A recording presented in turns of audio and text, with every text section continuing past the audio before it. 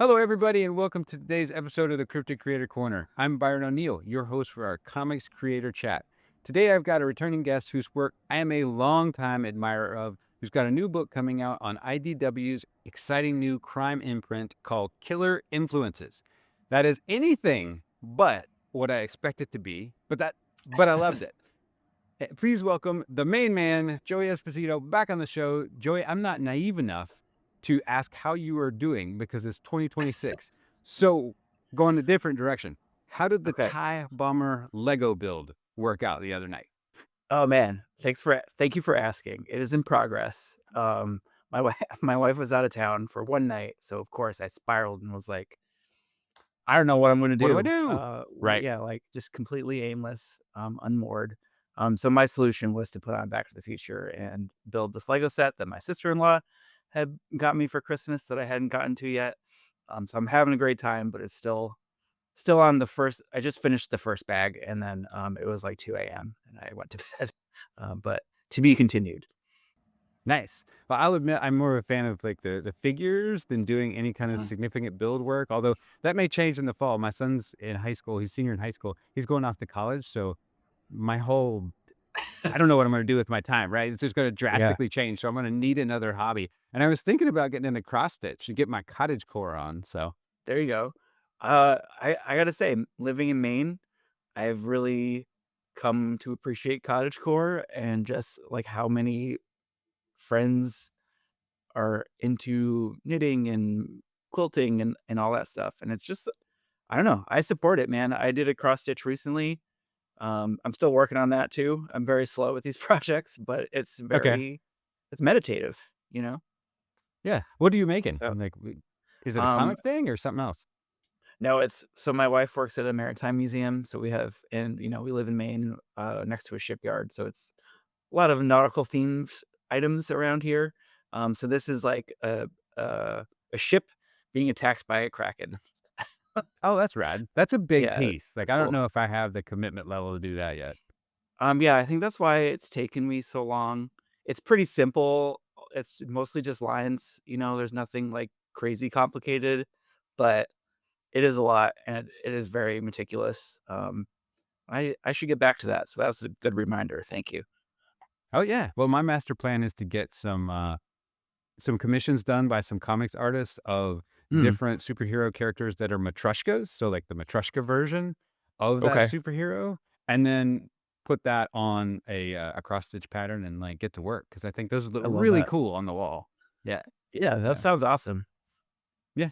Well, I'll get to it, I'm sure, in the fall, but Oh man, I can't imagine just having, I'm not a parent, so but I have to imagine like your kid going off to school is just like a world changing like complete upheaval of your routine, you know? I can't even conceive, honestly, of what this Yeah. is gonna be like because your identity has become so wrapped up in being dad, in my case, and, Mhm. yeah, it's gonna be really fucking strange, so, yeah.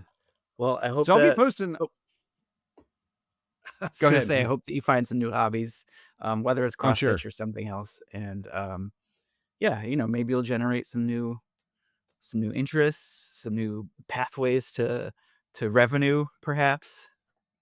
I just hope that I'll post all this shit online, and my hope is that more people will be like, it'll spark this interest in people just making shit with their hands again, because, like, that Yeah. I am so a proponent of that in the AI era. I was like, "Look, can we all just move back to just making shit with our hands and sharing that and, like, make that my Yeah. social feed, and I will be a happy human." Yeah, dude, it's the real thing. Recently I took, a drawing fundamentals class at, the local adult art learning center here in Yeah. Maine, and, it was just, like, 2 hours a week going to the class, working with charcoal or pencil or whatever it was that week, and just doing that, and it's just so relaxing, I'm not sure that I got any better, but I drew a lighthouse that I really like in charcoal, and it feels good to know that there's a direct connection from my brain and my heart to this thing that's on the page. and I did that and got dirty doing it, and that's just really satisfying, so I'm with you on that. Yeah. Well, let's jump into killer influences because I was just thinking about this. This book is sort of it's not the antithesis of that, but it's very much an online oriented book. And it's Yeah. part of IDW's new crime imprint. There are 3 books announced right now. Seven Wives, which just dropped this week, Yours, and Fixation, which is coming out in September. So all three series are limited edition series, 3 issues, and they're at a whopping 40 pages. So you get a lot of meat on the Yeah. bone. I absolutely love that. So how did you get involved with all this to start off with? So it was sometime after Comic-Con last year, the editor Dave Wilgus, who I had worked with previously at DC on Batman Urban Legends. He's been, doing writing in his own right, and he's a great writer, but he's also doing some editing at IDW. And so he brought Killer Influences to me, and basically how it worked was IDW had a premise that was essentially a true crime influencer teams up with a serial killer, Okay. brought that to me, and then I was able to develop that from there. So I, Okay. worked out the world and the characters and the plot and all that stuff. And it was kind of like an unexpected project that came my way. But I'm a big reader of true crime. I love the crime genre, and at the time, I was happened to be reading a book called Murderland by Caroline Fraser, and a lot of what I was reading at the time was sort of like percolating, made its way into this book. So it kind of worked out in terms of coincidental timing that it was just kind of already circulating in my brain. And then this project came along that gave me an avenue to sort of funnel it into something. Well, what would somebody who's not into true crime, like myself, for instance, Uh-huh. check out? Because, like, aside from like only murders in the building, that's I know it's a whole thing, and it is Yeah. huge right now. So, Yeah. It's funny that you mentioned Only Murders because that's a show that I love, but I often think about it in terms of killer influences, which is about this sort of more exploitative side of true crime, specifically true crime podcasts or people who fancy themselves influencers or citizen sleuths, but who are yeah, doing so in a way that is like unethical or irresponsible, speculating about suspects or you know fixating on grisly details of murder scenes and things. And Only Murders is so fun, but it drives me crazy because they're openly like recording episodes and speculating about their suspects and then posting those episodes like immediately, and yeah. which is hugely problematic, obviously. It makes for great comedy, but there's stuff like that in real life that does happen, and that's sort of what Killer Influence is satirizing. Okay. Yeah, as I mentioned, it was not at all what I expected because I went in Mhm. cold. I had not read the solicits at all, but I'm actually Awesome. really glad that that was my approach because it was a complete curveball from what I had in my brain. What did you have And in your kind of brain, out of curiosity? well, I had nothing. I had the cover, so it was Mhm. okay. Why is there a golf ball here? Like this doesn't Yeah. Like, what does this have to do with serial killers? Because my view, my experience. I mean, we're all exposed to it. You know the big names. I had when I was in high school. When you do dumb shit when you're in high school, we had an indoor soccer team, and we were the warlords of death, and we all had serial Mhm. killer names on the back of our jerseys, and mine happened to be Dahmer. Uh-huh. So in retrospect, like that was insanely evil and mean to do, but I was in Right. high school, so we did what it did, and mom said she was gonna burn the shirt, and I have no idea what happened to it, so that's She probably burned it. what happened to it. So, yeah.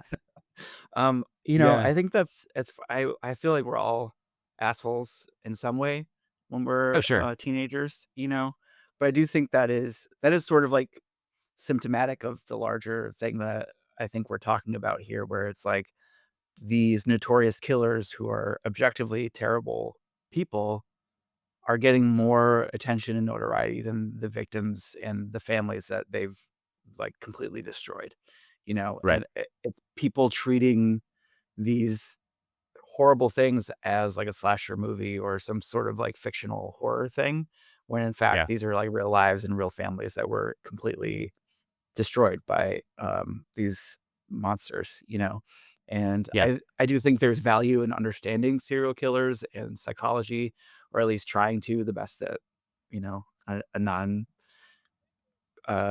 non-serial killer can. But it's troubling to me when that is the focus rather than like the systemic issues that put them in this position to be able to do what they're doing. Or, that's something that that book I talked about called Murderland is it's crime, but it's true crime, but it's also a memoir, and it's essentially presents this theory that a lot of the notable serial killers in the post World War II era all have connections to this Pacific Northwest region that was heavily polluted from lead smelting, and Yeah. just how like these toxins and air pollution, could have had an impact on these people who would later do these atrocious things. And it's some of the biggest names Ted Bundy, Richard Ramirez. These are the kinds of people that she mentions in her book. And I wouldn't say it's like conclusive evidence or anything, but it definitely gets you start thinking about the environmental factors that America itself is like putting into the atmosphere that results in these awful atrocities. And so That's fascinating. that's it's really, really interesting. It's very dark and grim, but it's kind of interesting to tie serial killers essentially to the Industrial Revolution, capitalism, and all this stuff. It's really just like you just sort of see like the web of how everything is connected in that way, and it's Yeah. very, very troubling. Well, that was the success to me of that first issue because the creative team does a really good job of creating Eden as a character. This is the town that Kylie and Melvin are both from. You got that post-industrial strip of nowhere between Seattle and Portland in this case that apparently smells like Tacoma. As a former Tacoma resident, I can attest to how bad paper mills and dog food Okay. manufacturing can be.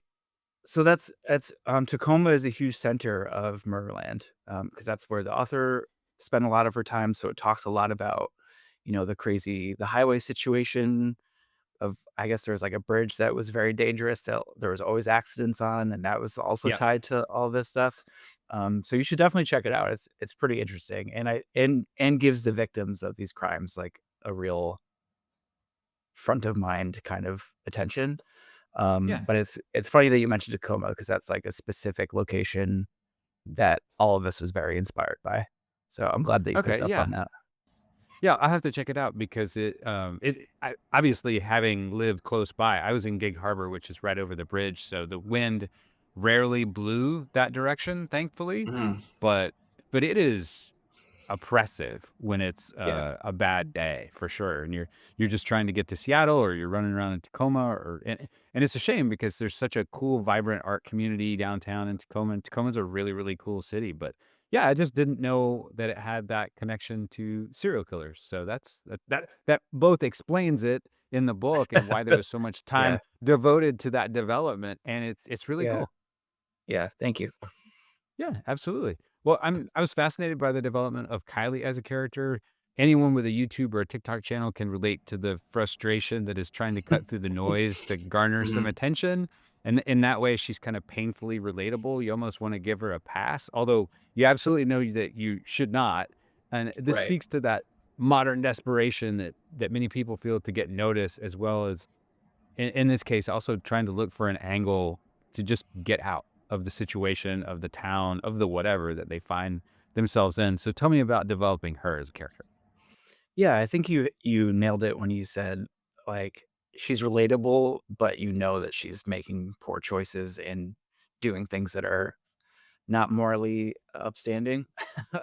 And that At was all? the yeah, that was the I would say the main challenge, but also the appeal of doing something like this is, your lead characters are not necessarily good objectively good humans, but they still need to Yeah. be relatable and interesting in some way, or at least you understand their perspective of why they're doing what they're doing. So I'm glad that that came off like that to you. And I think Kylie is someone who genuinely has an interest in journalism and reporting and, a fascination with her favorite writers, and is like at her core interested in the larger aspects of true crime, but is so focused on her own success and getting out of town and just being able to like disconnect from her family that is just constantly causing her problems. And so as a result, she takes some shortcuts, and that is sort of how she winds up in the situation that she's in. She's so blinded by her desire and her wants that she just kind of discards everything else, including ethics, which is a huge problem.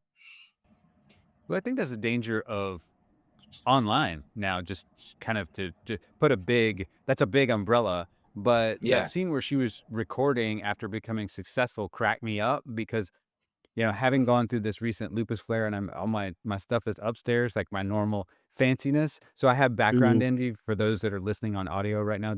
Joey has this really cool backdrop. It's really dark and there's like lots of great negative space and there's the thing Oh, poster and thanks. I'm like, and so I try to zhuzh up behind me as much as I can while I'm not as mobile as I normally would be. But Right. anyway, that pressure that we all feel to just when you look online and everything is presented in such a way that everything is pristine and everything is you know cultivated and crafted and Yeah, perfect, you know? totally. Yeah, And I think what we wanted to do here was, we don't see a lot of Kylie's actual content. We don't see a lot of the facade. We yeah, see everything in between, which, of course, every streamer, YouTubers, whoever have real lives that have problems, that have stuff going on, but because their livelihood is tied to their personality and what they present as their real life, it has to appear as though everything is cool and everyone's having fun and everything's great. But oftentimes that is not the case. A lot of the really, I don't know, I think about Mr. Beast a lot and I think he yeah. sucks, but like also He his life does. must be terrible. Yeah, Like does he suck because he's miserable all the time, or is he just does he just suck? But like either way, I think his life is probably not what he thought that success would look like, yeah, and despite appearances, I think you can see it in his dead eyes and his dead smile, and I think it's important to investigate the stuff behind the scenes that's happening. yeah. And so But you that's become an a angle we wanted to take with Kylie for sure. I mean, he's clearly become a slave to content because you only have to Exactly. look at the desperation on how many shows he's got out now. He's just cranking out on Amazon that look like slop. Like they've just been cobbled together and just thrown out Mhm. there for the sake really of just content, rather Yeah, than any quality. So exactly. And I think, the larger aspect to all of this, it sort of goes before we were recording talking about AI and stuff, but uh just this the word content in general I has hate it. it's just yeah, it's so offensive to the creative process. And like anyone who's viewing their work as content, I think needs to reevaluate.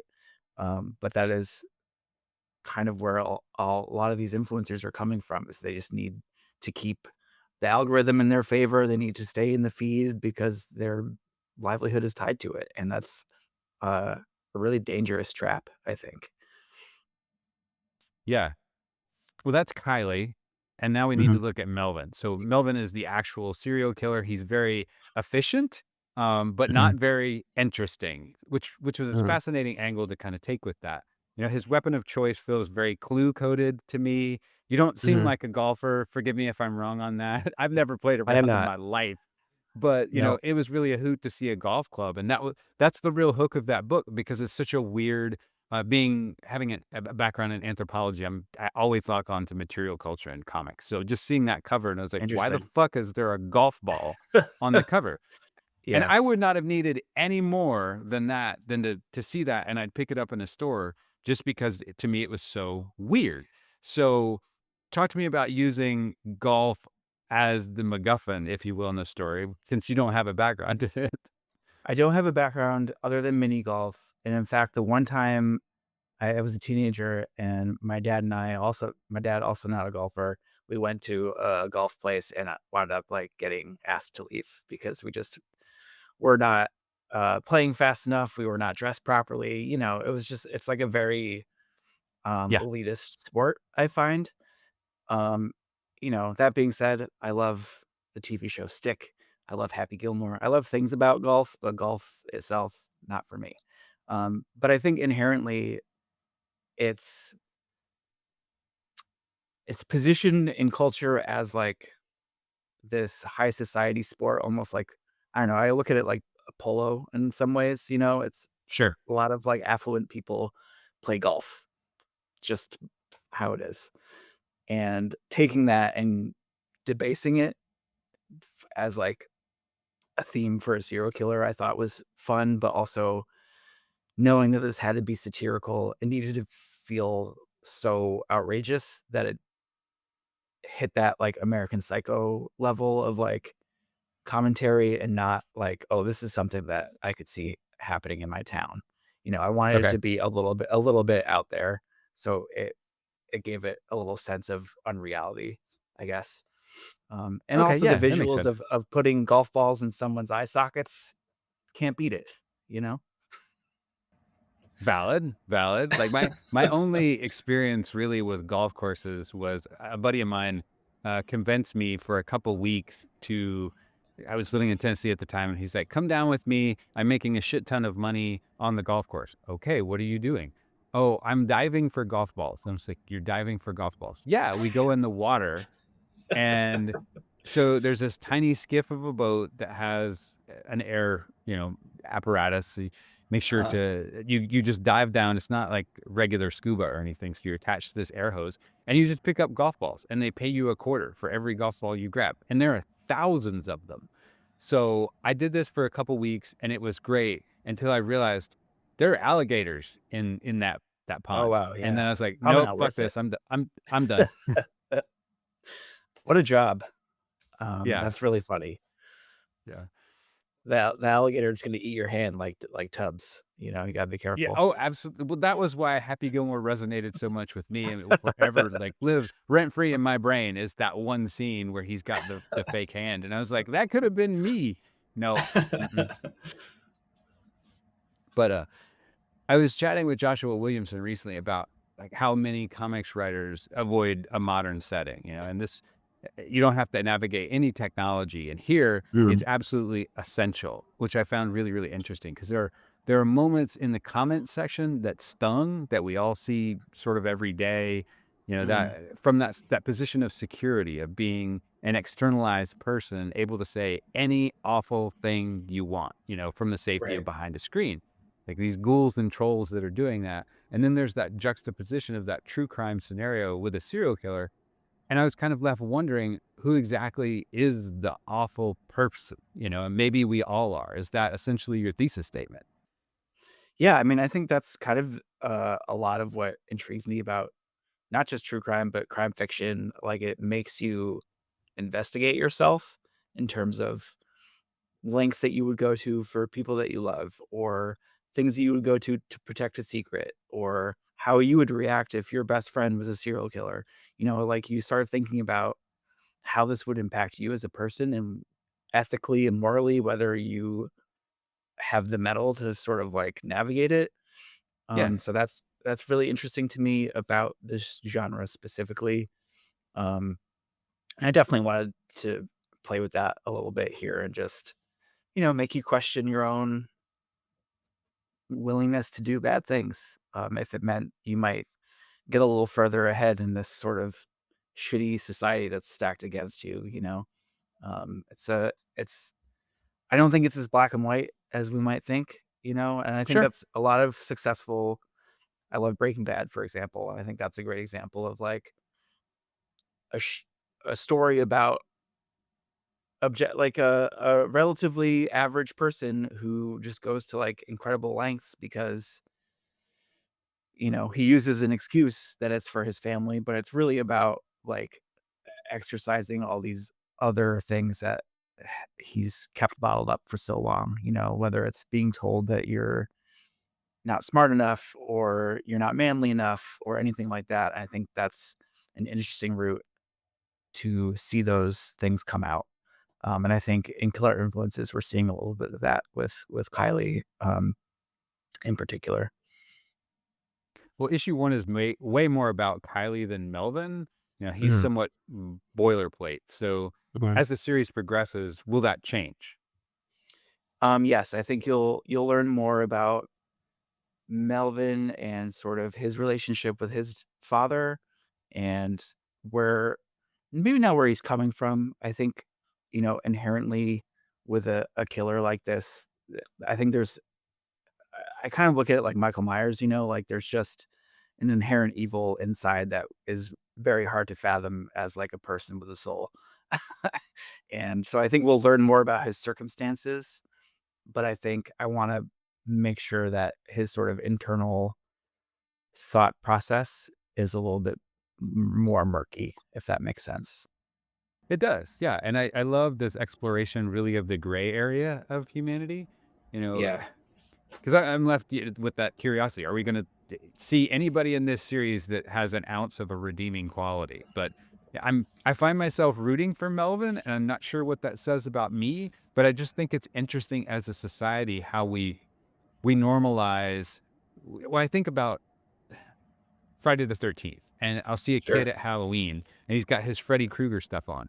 And we all think it's cute and it's cool, while inherently there's also it's really awful, really, when you start thinking Yeah. about these things. And Yeah. life just sort of exists in that gray area, and people, especially now, it's so binary. Everything is one thing or the other, and Yeah. that's not reality. That's not how things work. And I think in terms of I think Halloween costumes is a really fun example. I was definitely Jason for Halloween when I was a kid. And I Sure, don't think yeah, you're not like at that age in particular. And I think in general, people who are cosplaying as these characters, it's not I love that they kill people. It's it's they're connecting with it on a different level. And I think it's all about sort of how you synthesize these things that you watch and read and play yeah. that ultimately, it's not the responsibility of the thing itself to like be ingested in the correct way. I guess it comes back to media literacy ultimately, as most Sure, things do, and just being able to like understand what a piece of work is trying to say about the thing that they're commenting on. Sometimes it's yeah. just gratuitous violence, and that's its own thing. But I find that all very interesting. Where um, in a lot of ways, I guess it goes back to just like a classic nature versus nurture thing. Like you know, Melvin's situation, for example. Millions of people have a very similar upbringing, a similar socioeconomic situation, and they are not killing dozens of people. So like Yeah. what makes him do that? And I think there's just like an X factor that we can't account for.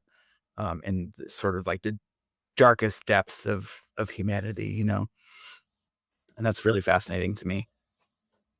Yeah, I think it's important to have that struggle too. I mean, I think about recently, as a family, we'll watch stuff at night, and of course, the new Daredevil season is out.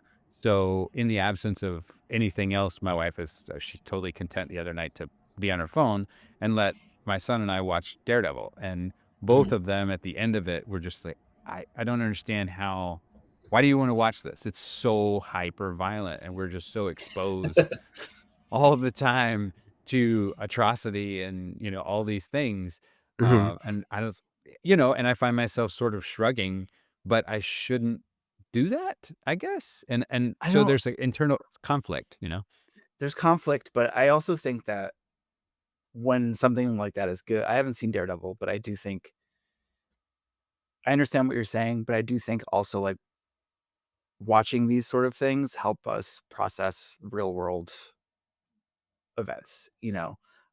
But it is true. Like I was writing Killer Influences number 3 in January, when Ice in Minneapolis started happening and Renee Good and all that stuff. And I couldn't.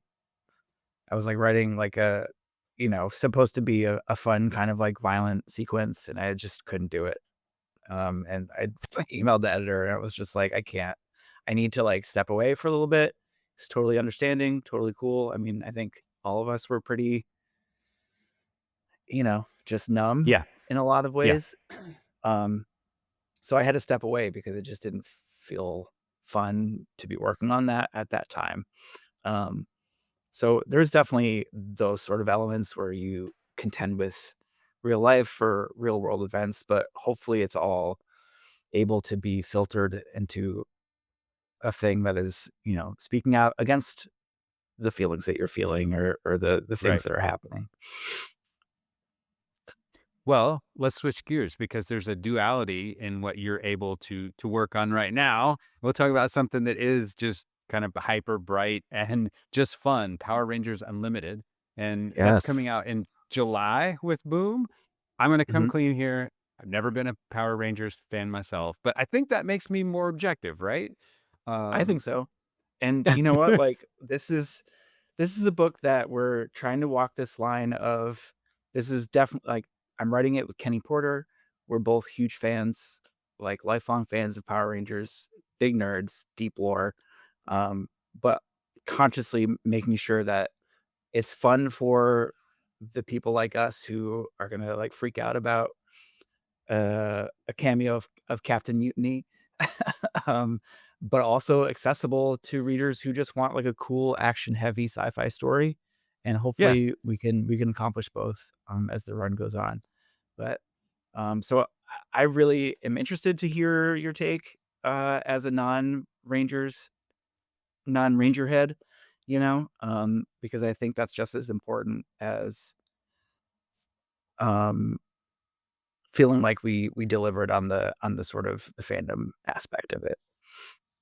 I mean, my first impression is this covers every season and series if the solicits are to be believed. This is 30 years of Yeah, canon. This is like writing and working on essentially a big two project with in essence, just as many, not exactly, but a whole shit ton of yeah, characters. So yeah. how do you go about synthesizing what exactly you want to put in this? Do you start with your favorite characters and then craft a story, or do you have a story and then you shoehorn them in?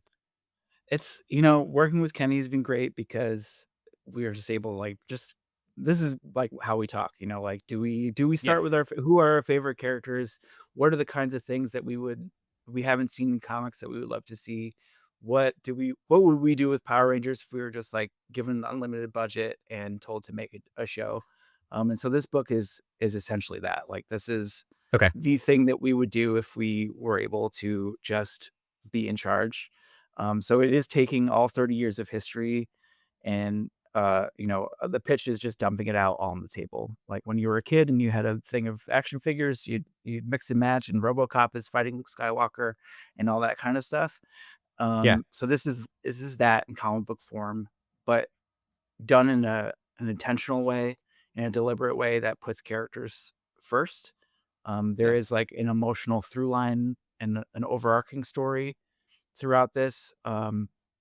So the Power Rangers Unlimited organization is a new organization in the Power Rangers world. It's can pull in rangers from time and space to go on missions throughout time and space in new combinations. Um, putting characters together who have never met before and may not like each other very much or may be surprise best friends, but also putting them into genres we haven't seen. Some of my favorite old Power Rangers episodes are like they go to the Old West or whatever, and it's just like this wild Power Rangers Western. So doing Hmm. things like that, issue one is very much martial arts action heavy. We talked about the raid a lot during issue one. And Okay. then issue 2 is more like a horror slasher story, and then we have a heist story, we have a Mad Max style, like, post-apocalypse story, Okay. and so it's just, like, really just going balls to the wall, but without losing the focus on our central characters and also, being able to play with characters who haven't been in the comics that much, from shows. So it's truly just been a blast, and we're really proud of it, and we can't wait for people to read it. Yeah, it was I picked up the free comic book day thing and was Mhm. really overwhelmed of just how many Rangers were on the page because 'cause I'm kind of a silhouette junkie. I don't know, I just Yeah. lock onto, character silhouettes and I love just kind of analyzing them. So I was immediately like, "Who's the guy with the white and black, almost zebra-esque sort of zaggy stripes?" Mhm. Who is that guy? I think you're talking about, Trent, who is the white Dino Ranger. That could Okay. be who you're talking about, but, I'll have to take a look and and make sure I'm correct. But yeah, it's wild because there's 100 and something canon Rangers from the show itself, plus, expanded lore from comics, and there's such it's almost like working with Legion of Superheroes in some way, you know what I mean? It's Okay. like so many Yeah. characters, but you have to find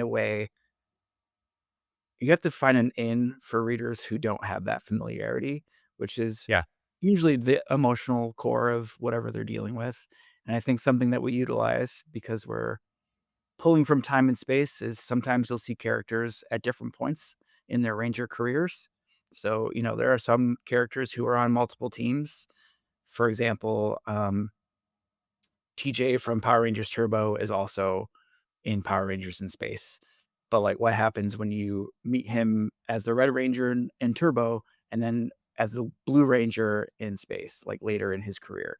And I think, like, mining that sort of stuff for an emotional story within the context of the thing that we're doing is has been really fun for us to do. So who is your favorite? Ooh, man, my all-time favorite Ranger is Billy, the original Mighty Morphin Blue Ranger, primarily because, I mean, he's great, and he's the heart of the original team for sure, but Mighty Morphin Power Rangers came out when I was in 3rd grade, and in 3rd grade, I had to get glasses, and Billy had glasses, and so Oh, that was enough for me at that age to be like, "This you're my guy." guy. Yeah. Yeah, uh, but there's so many great characters throughout 30 years. Another favorite is the Wild Forest Yellow Ranger, Taylor. She's a lot of fun. So there's such a wide variety of characters that you can really almost tell any sort of story within Power Rangers. And I think that's kind of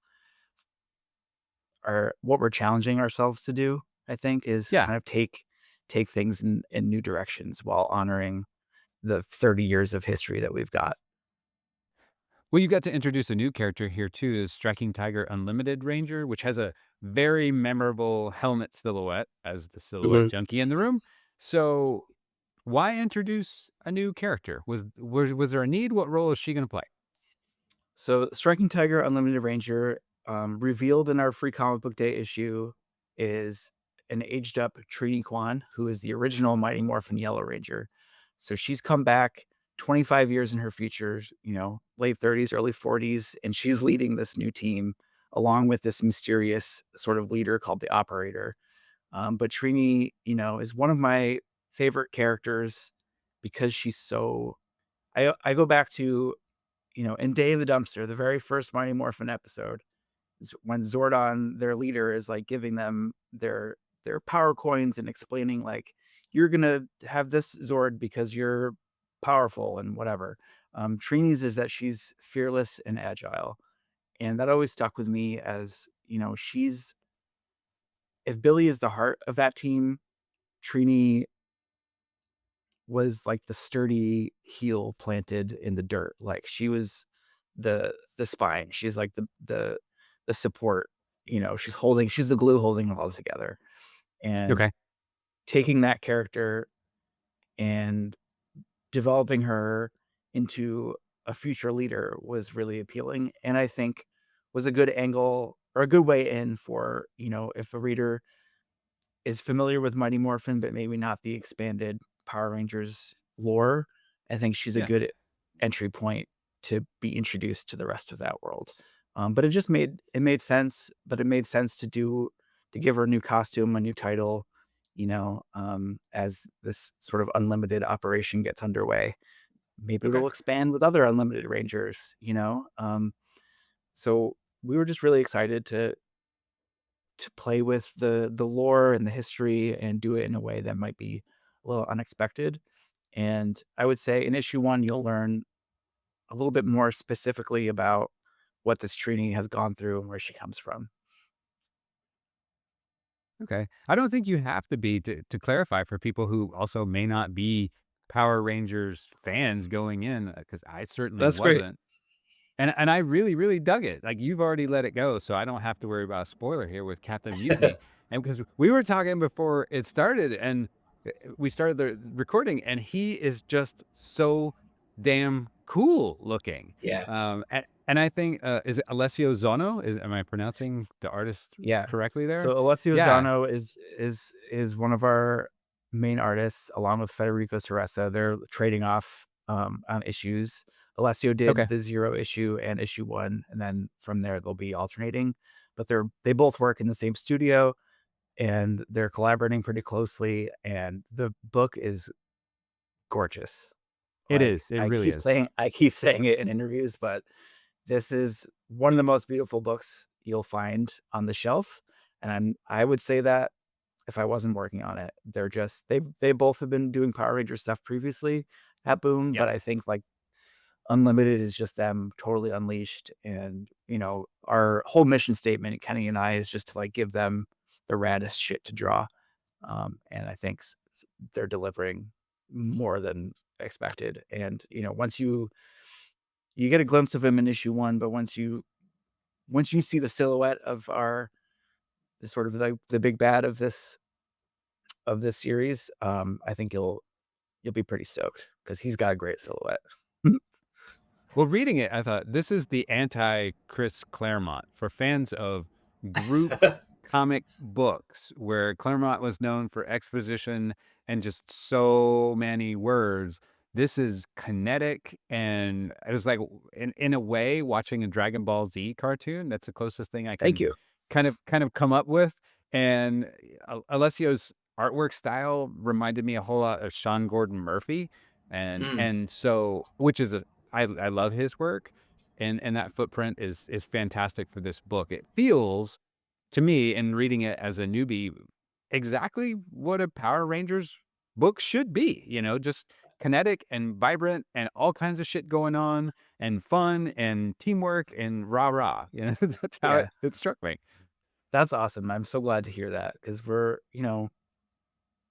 sometimes when you take on a property that you love dearly, it can be really easy to, like, be too in the weeds and, Yeah, like, really, just lean too hard in the direction of, like, deep cuts and, lore that, like, a regular person probably doesn't know about or care about. yeah, And I think trying to find a way to balance those things and satisfy both like, the super fan side of ourselves, but also understanding, like, our job as creators to introduce people to these worlds and bring them in and welcome them. That was definitely something we talk about a lot and is at the forefront of what we're trying to do. So I'm so glad to hear you say that. Another friend of mine that I let read issue 1, also not a Power Rangers person, but just said it felt like a rad new Image number 1 from the 90s, just like yeah, big action, yep. bombastic, and that was like one of the greatest compliments I could imagine, So I I hope that readers who are just looking for beautiful art and big, like, bombastic storytelling, but without losing focus on character-centric dynamics, I think will really enjoy Power Rangers Unlimited, whether they are Power Rangers fans or are totally new to the franchise. Yeah, I'm sucked in. So tell me about Captain Mutiny. What's his backstory? What's that guy's deal? Because in the book, he looked like this coolest hybrid between Jack Sparrow and, like, all kinds of, like, TikTok Clockwork Man kind of thing going on. And it was beautiful. I was like, this guy is so insane. And I think your Yeah, 90s image is actually spot on in terms of comparison for something like this, because yeah, it is just, it doesn't need to make sense. It just looks cool. yeah. So, I think that's a lot of Power Rangers, honestly, especially when you're a kid. Most of what you're drawn to is just design, aesthetic, yeah. and, Yep. like, the helmets and the Zords and the monsters, they're just all so wild, and I think part of it, especially when you're a kid, and I'm sure that that Power Rangers, a lot of like the footage is from the Japanese Super Sentai series that they sort of like Yeah, bought the Toku. rights to, and then built a story around the footages that they had, which is Right. one of the things, as a story, I was just gonna call myself a storyteller, and I don't wanna do that. That's so pretentious.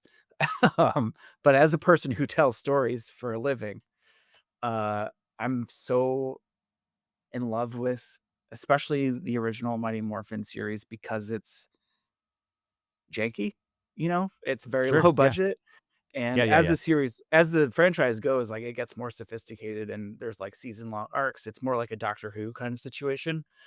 Okay. Um But those original episodes of Mighty Morphin are, like, very stapled together, and that's one of my favorite things about it is, like, okay, they have footage, but the Blue Ranger and the Red Ranger are not in the morphed battle sequence. So, like, the American footage has to come up with a story as to why those characters are not present. And sometimes the stuff they come up with is just, like, just wild. Yeah. But as far as Captain Mutiny in particular, um I don't know that we know a lot about his, like, background. A lot of again, a lot of the stuff in the show is just very visual based, but basically he's a space pirate. He's one of the main bad guys in Power Rangers Lost Galaxy, um, and yeah, he looks like a ship, but is also a pirate, and he's got some really crazy boots, and he talks like a pirate, and that's, his little, I think his little, like, minions are called Swabbies. It's just it's incredible. And there's so many characters like that in Power Rangers. There's a character called Eye Guy that I love, who's made up of eyeballs, and you'll see him at some point in the series. So, just Rad. really cool design choices that we then try to make work within this, like, wild logic of Power Rangers. Yeah, the aesthetic makes a lot of sense to me because I grew up watching Space Giants on WGN. So Mm. yeah, I love it. that makes 0 sense logically. I mean, like the whole vol. I don't remember a whole lot about it, and now I'm wanting to go back and watch those just You for this, should. and maybe put my son through it, and just see what he says. Yeah. But I think what's cool about shows like that, especially when you're watching them as a kid, is it makes you think about it on your own and come up Yeah, with your own explanations or your own lore. Um, and I'm lucky enough to be able to utilize some of that in in a book that I'm working on now. Like, I was at my folks' place over Christmas and found some old notebooks from like 1996 that have essentially Power Rangers characters that I drew back then, that I would love to, like, work in to something that we're doing someday, and oh, so that's it's just cool. it feels like I've been building to this for literally my entire life, and I it's not lost on me that it's, like, a very exciting and unique opportunity that I can actually, like, utilize some of these thoughts I had back then, in my professional work these days, so that's awesome. Yeah, it's neat you get to share that with another super fan with Kenny too, because Yeah. that just makes it all that much more special because it doubles the experience. I can picture both of you going into the comic book shop and you know reliving your childhood memory of picking that book up and just joy, just pure Yeah. joy, and that's really And cool. I think that's what comics should be about, for at least for me. And, I always say it's about making cool shit with your friends. And whether that's a creator owned book or working on something like Power Rangers, Kenny and fan of his work, knew him on the internet and stuff, but we had never met or talked before. And boom, paired us up. But our first phone conversation, it was just like immediate buds, and just like it was similar to connecting with someone on the playground in 3rd grade because they also love Power Rangers. It was the same except, like, we're in our 40s, Yeah, And, and now we're friends, and it's the process of working together was really organic, and we found a groove that really works for us, and we're having a blast. So that's cool. I'm very lucky. I am hearing another creative endeavor down the line between you two. I'm I would prognosticating. I'm open. I mean, that being said, we do have like 5 years of Power Rangers that we could do, like Yeah. every Yeah. we definitely have 12 issues and hopefully it sells well enough that we can keep going, but if we do, we're prepared, for sure. Way cool. Well, as is my custom, we're going to end on a positive note with a shout out. And this could be somebody you want to mention that did something nice for you or something that just recently inspired you that you'd like to share with people who are listening. And I'll go first to give you a minute to think about it. Mine is just a thank you to whatever deities are out there looking down to help and protect my mom. My mom is okay. She had an accident last week where she fell and Oh, broke no. three ribs, and the fracture was enough that it was scraping against her lung and they were having trouble stopping the bleeding. And, but happy to report that she's recovering now and stable, which is a huge relief to us all, especially since next week is my son's high school graduation. And although she can't make it, not having that Yeah. distraction is a blessing for everybody. So yeah, just happy my mom's okay. I don't know how that woman is still alive. She's the most accident person I've ever met. And clearly that's in my DNA because I'm the same way and my son is the Yeah. same way, which okay, aging is going to be murder on me quite literally. But anyway, how about you? Well, I'm sorry to hear that. I'm glad she's doing okay. Um, Thanks. I promise I'm not just sucking up, and I mentioned this when we started, but I'm thankful for your campaign about the Eisner AI stuff that was going on. I was so glad to see you just take the initiative and just get people talking about it, Yeah. and the Yep. response that we got so quickly from San Diego Comic-Con was great, and the whole situation, very unfortunate. It sucks. I have friends in that book that I was Yeah. genuinely stoked for them to have that recognition and only to have it ruined by, one page of AI slop is very Yeah. unfortunate, but I think ultimately was the right call. But yeah, I think it's important for us to call out that kind of stuff. As you said, like, this is the moment to do it, Yep. like, it has to happen now, otherwise we're, like, going down a path that we can't come back from. Yep. So I was really glad to see that. I was, glad to see the community rally around it, glad to see action being taken. Yeah. So I'm thankful for that, so thank you. I appreciate it. Yeah. It is not without a lot of trepidation that I stepped into those I waters. understand. I mean, I have friends in it as well, James Asmus, who I will shout out. And he had put his contribution in there was with his kids. And I Yeah, can only imagine, being James. I know James and I having gone through that, being able to create something with your kids and then having it nominated for an award like that, truly special. And then yeah, also being an advocate that he was and he signed, and he's like, "Yeah, we need to this is important. We all need to collectively come together as a community to do something about this now."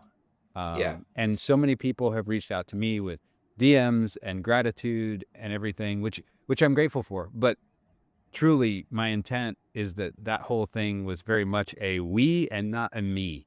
So I'm yeah, really glad to see the community jumping behind it and everyone kind of agreeing that AI has no place in comic books and the Eisners. So yeah, makes me happy. yeah, And thanks. I appreciate it. yeah, of course. I think it's important for all of us just to call out bullshit when we see it, even if it's potentially harmful to our own egos or careers or whatever. I think making sure everything is better for the people who are following us is not something that has always been done in the past, and not just in comics, just in the world in general, as we Yeah. can all see outside of our window. So at this point, I feel like the only thing we can really do is just lead by example as best as we can, and make sure that it's not just like my success is what's important. It's like the health of everyone that's doing this thing that we all love so much, you know? Yeah. So, and I'm going to step Yeah. down off my soapbox right now Ah, and I'm back. no, Okay. no, the community is really, really cool. Like Yeah. I came in music, I spent 15 years in the music business and I can tell you from firsthand experience and then working with 2D artists for another decade being one myself and comics as a medium is on its own. Like in terms of the mutual respect, the mutual Mhm. support. And it was really cool, even when the Eisner announcements came out, to just see how many people who did not get nominated who were so happy about their friends and cool books and people they knew that did. And Mhm. we got to preserve that because it's I special. agree. So, Yep, yeah. for sure. But so, Killer Influences, remind everybody when that's dropping. Killer Influences #1 and Power Rangers Unlimited #1 come out on July 1st. I Wow. don't know when this Okay. episode's Then going out, but FOC next for Monday, we'll get it. okay. So today, if you're watching this today on the day this drops, today is FOC for Killer Influence #1. So make sure you tell your local comic shop that you're a sicko and you want to read this book. But then also as like a really nice palate cleanser while you're there picking up Killer Influences on July 1st, you grab Power Rangers #1 and it's a great 1-2 punch and you'll feel great. Get some ice cream after. Great day. Nice. But make sure to pick them up, everybody. I really enjoyed both of these. They are definitely polarity happening here. But I absolutely love that. That's what made comics special. So, yeah. Thank you. Yeah. Well, Joey, thanks for coming on the show and hanging out with me today. Again, it's been a blast. It's always a lot of fun. Anytime. Always happy Yeah. to be here. Thank you so much. Well, this is Byron O'Neill, and on behalf of all of us at Comic Book Yeti, thanks for tuning in, and we will see you next time. Take care, everybody. Peace.